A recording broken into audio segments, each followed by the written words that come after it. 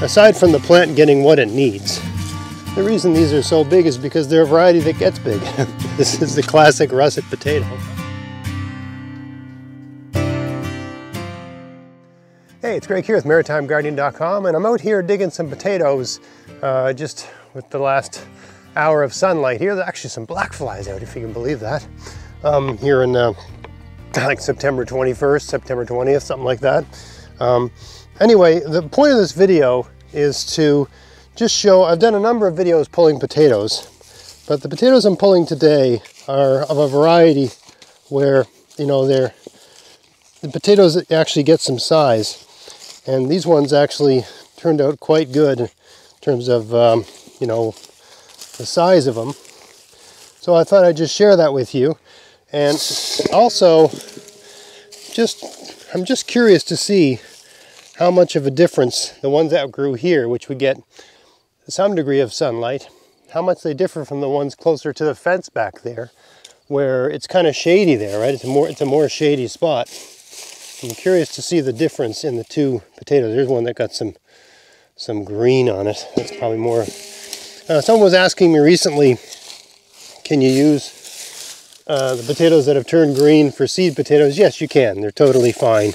You don't want to eat them because there's basically a sort of level of toxin that develops in them when they turn green like that. And it's not particularly good for you. Let's put it that way.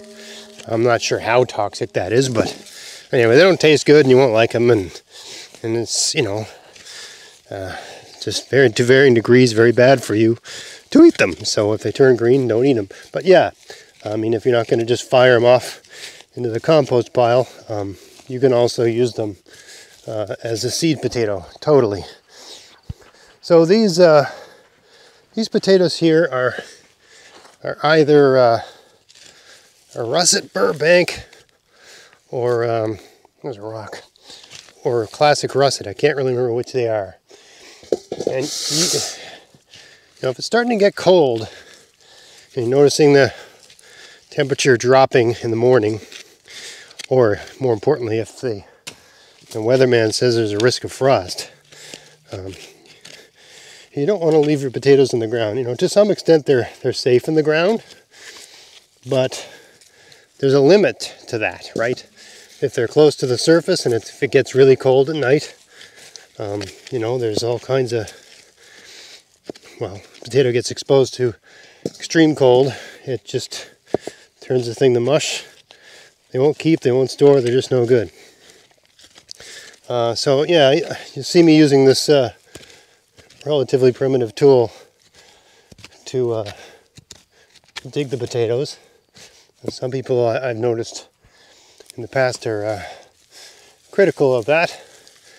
But I only do one bed a night, and I find this is all that's needed. I mean, it really depends on how you plant your potatoes and how you grow them, whether you need a pitchfork or whatever. But I find most of my potatoes, look at the size of that one, they're pretty close to the surface. They're pretty easy to find. I don't plant them that deep, you know, at the most maybe 8 inches. Here's another green one.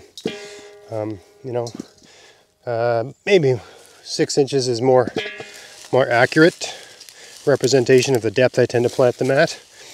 4 to 6 inches probably. Let me bring the camera over here a little bit closer so you can see what I'm doing. I generally just sort of work over and work the bed in sections. It's a bit uncomfortable reaching across like this, but you know, this is the sacrifice we make for film. Right? There's certain angles you just can't film from. So I tend to see what I can find just by hand, and then what I can't find I use the stick to probe for. But these seem to be pretty easy to find here today. Look at the size of that one. Man. So I mean, yeah, I'm getting good results, and I could say it's my soil or my no-till garden, or you know, my skill or magic, or some magic ingredient I'm adding to the soil here. But really, aside from the plant getting what it needs, the reason these are so big is because they're a variety that gets big. This is the classic russet potato. Oh shoot, what are the odds? I just went right into that one. This is the classic russet potato, and they tend to run big, right? They just tend to be big, right? So if you like big potatoes, you know, because big potatoes are nice. They're easier to peel, they're easier to process, they're easier to deal with. They're impressive if you're trying to share them with your friends and you want them to think you're an amazing gardener. You give them the big ones. You want to, you know, help perpetuate a myth about you having a green thumb or some such thing, right? But yeah, some potatoes just, all things being equal, just run bigger than others. That's what we got going on here. So it's interesting that we're getting closer to the fence, but I'm not noticing any real size difference. Certainly we're getting good production and a great back workout, I suppose. But yeah, we're not getting any more size here, or they're not getting any smaller as we go towards the fence. There's another one that was partially exposed. Another one that's completely exposed. I guess I should have put more mulch on here. You know, if you're noticing exposed potatoes using the method I use, then you know, make a mental note to next season be a bit more liberal with the mulch. You can always add a little bit more, right? There's sort of a sweet spot with mulch. But potatoes seem to be really good at finding their way through mulch. So I suppose you can over mulch, especially the way I do it. I mean, I put the potatoes in the ground, I put the mulch down, and then I don't do anything else. I do nothing, right? So it's extremely low maintenance way to garden, but very satisfying, of course, because it doesn't require a lot of your time, doesn't require a lot of effort. There's a rose, wild rose going in there. Come on, I don't want, yeah, it doesn't seem to want to leave. All right, oh, there's another one. Holy smokes. Yeah, look at the vines on that, eh? Tenacious. That's what they call the multiflora variety of rose. Very tenacious. Notice how I've kept a little line here so I know where I stopped. All right, this is all important stuff when you're digging potatoes. Just sort of use a system.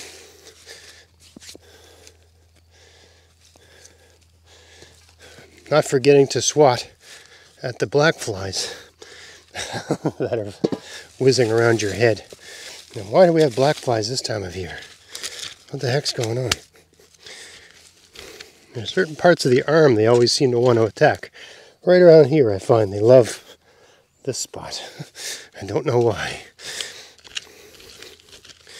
There's another one.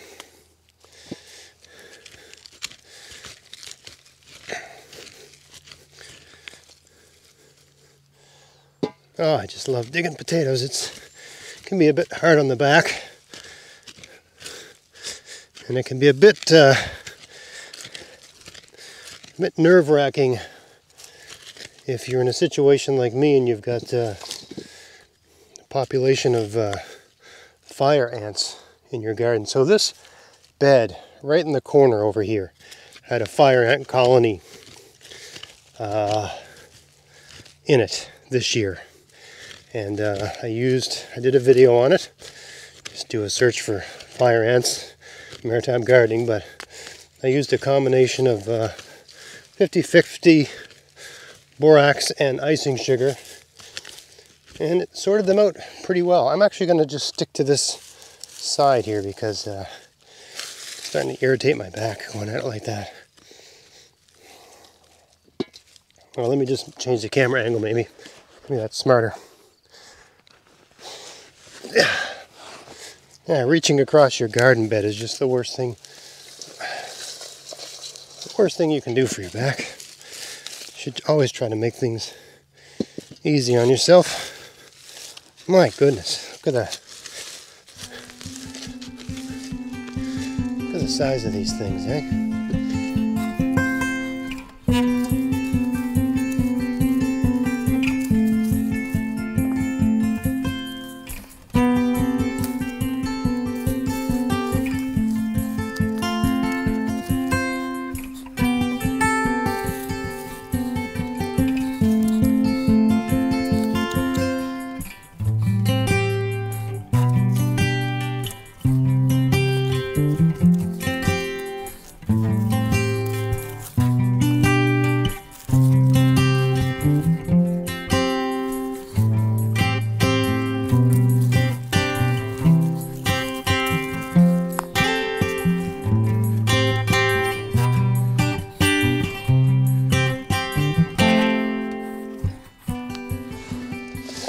All right, well, we're losing our light, and I gotta say, these mosquitoes, I didn't put anything on because I didn't think they'd be that bad, but they're definitely around and a problem.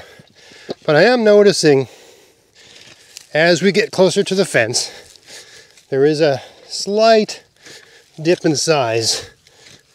We're not getting any monsters anymore. Oh, who knows, maybe that one looks like a pretty big bit of foliage there.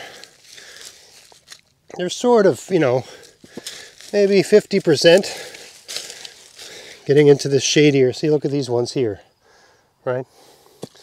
As opposed to these sort of, you know, they're running this size and slightly smaller over there. So, I mean, as one might expect, the availability of sunlight makes a difference. I mean, we're still getting decent potatoes at it. These are nothing to, you know, this is clearly good soil and a good growing variety. We're still getting, you know, very respectable size with these. Nothing to shake a stick at. Or turn your nose up at. I don't know what that idiom is, but this is very clay soil, and people give clay soil a bad rap. It can be, under the right conditions, can be perfectly fine for growing potatoes.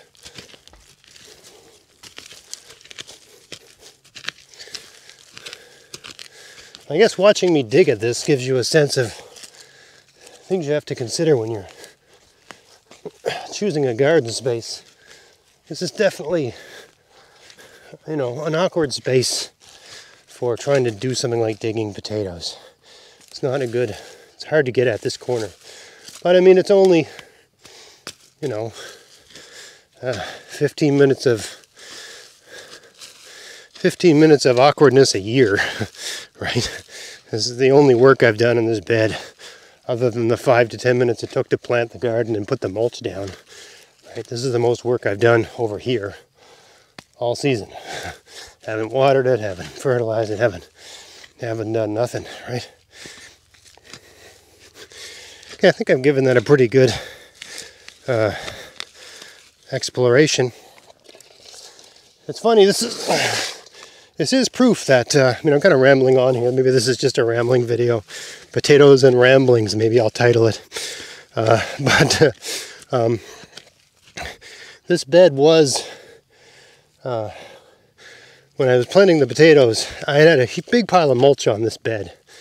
And there was a lot of sign of, in addition to there being a fully functioning fire ant bed, there was a lot of mole and vole sign in this bed.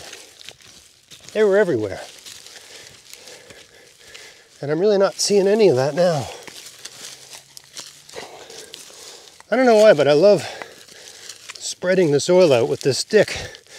I remember sometimes I watch my daughter both my children, but are artistic. But my daughter likes watching Bob Ross, you know, the old PBS painting guy. And he derives incredible pleasure of, you know, whacking the brush against the thing to clean the paint thinner out or whatever. And I derive a similar pleasure from just smoothing the soil out with a stick. I can't explain it, but I think it's just so low tech. I remember one time I went ice fishing with the kids and we had homemade ice fishing rods. And everybody else there was dressed up like the guys on TV wearing race car suits and, you know, really expensive gear and little huts and all kinds of stuff. We just had this basically sticks and strings and hooks. And I think we were using shrimp for bait. I think it was shrimp. Anyway, we caught more fish than most of those guys. Just using our sticks. And so part of that is, I think, my frugality, just enjoying using a really simple tool. Anyway, that's not bad. This bed here, is this in the camera frame here? There we go. There, nice. That's a big bowl. This is a 16-inch diameter mixing bowl. And that's got to be, 40 pounds, give or take. And, you know, most of them, you know, really nice. I'm 6'4", I got a big hand. That's a nice sized potato. This one here, I'd say, is almost 5 inches by 3 inches in diameter. We got a number that size. The smallest ones in here are this size, which is still a nice potato, right? But it was the case that as we got closer to the fence, we got smaller ones. Over here, where there was better sun, we got the larger ones, as expected. But this extraordinary size, you know, aside for there just being the right amount of sun, water, and nutrients in the soil, this extraordinary size is more about the variety, right? The classic russet, just a great potato if you want size. And if you've got any sort of problem in your soil where potatoes get scab, these are scab proof, basically. If I plant a potato that isn't scab resistant in my garden, I get scab to varying degrees on my potatoes, all of them, because, you know, it's just here. I'd have to really acidify my soil.